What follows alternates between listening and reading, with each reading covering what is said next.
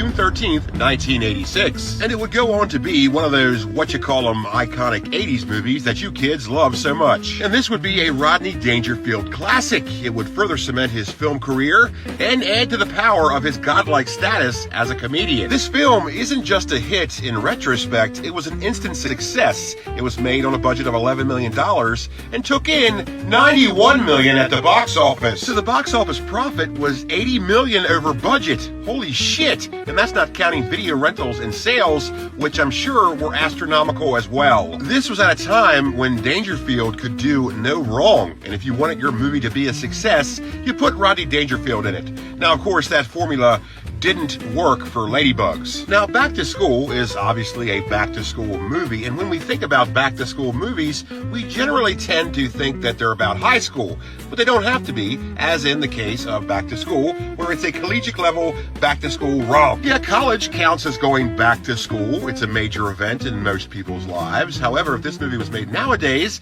Rodney Dangerfield would major in underwater basket weaving and vegan dance therapy, and would have purple hair and come out thinking everything is offensive. I got a tuition loan that I could never afford and majored in something completely useless. Now I want the taxpayers to pay it back for me, and if they don't, everyone's a racist. Yep, that's generally how things go nowadays. So, yep. Anyways, back to School. Back to School was a very entertaining movie, very funny movie, classic movie, and very interesting too. And one reason for that is the school sport they chose to use. What do I mean? Well, usually when there's a movie about a school, a major part of the plot revolves around the school's big sports team and whatever form of sports ball that team is involved in, which is usually football or basketball. But in this case, it's a swim team, which is an odd choice and really something that was unheard of back then as well as today. I can't really think of any other movies that involve a school swim team, which makes this movie even more unique. And if there are any other movies that involve a school swim team, I don't really care. So the whole backbone of the plot is interesting and certainly different, but the cast is very interesting too. Besides Rodney Dangerfield, this film also stars Keith Gordon, who the other movie he's best known for is Christine. And this movie stars the kid that played Johnny in The Karate Kid, William Zabka. Wait, that's his name? Oh, that's funny. I never knew that guy's name.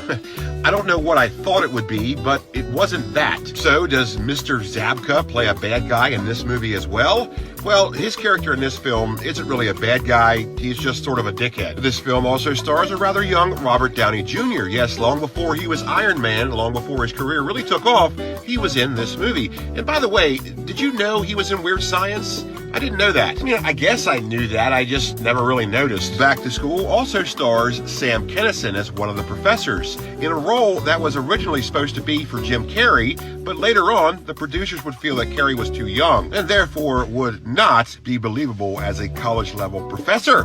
Now, I'm not entirely sure if Kinison is all that believable either, but he does a great job in this role. And you know, it's a bit part, but this movie really wouldn't be the same without him. This film also features Adrian Boobs Barbeau, Ned Beatty, and Kurt Vonnegut has a cameo as himself. And that is just something you don't see every day. Now, Back to School is usually when all of us figured out that Danny Elfman was in Oingo Boingo. Yes, Danny Elfman, the famed film composer, was in the 80s new wave band Oingo Boingo. Now, you might have known that before, but I didn't know that till recently. Why do I bring that up? Well, because Oingo Boingo is in this movie, and so is Danny Elfman, and Danny Elfman even does the musical score for it, which is surprising because it's not a Tim Burton movie. Well, I'm having fun. We're having fun here, aren't we, folks? Anyways, Back to School was released on VHS in 1986 by HBO Canon Home Video, or is it Canon HBO Home Video?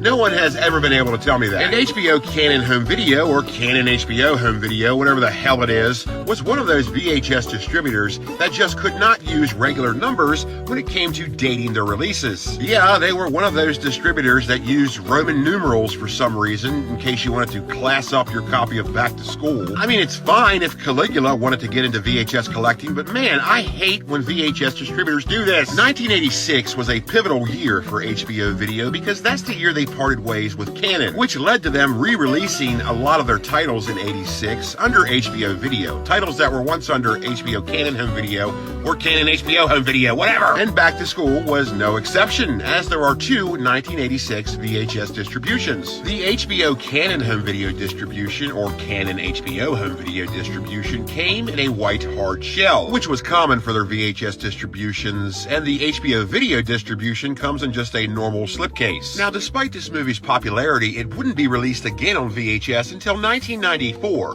by Good Times Home Video. And it's curious that that distribution is harder to find today than the earlier distributions. Typically, it's the other way around. The 1986 distributions are rather easy to find and are currently going for some pretty cheap prices. Man, I should think an early distribution like that would be commanding a little bit more reverence in its pricing. Watch the full episode here, as well as other classic Captain Adams VHS pirate ship adventures. And please hit subscribe.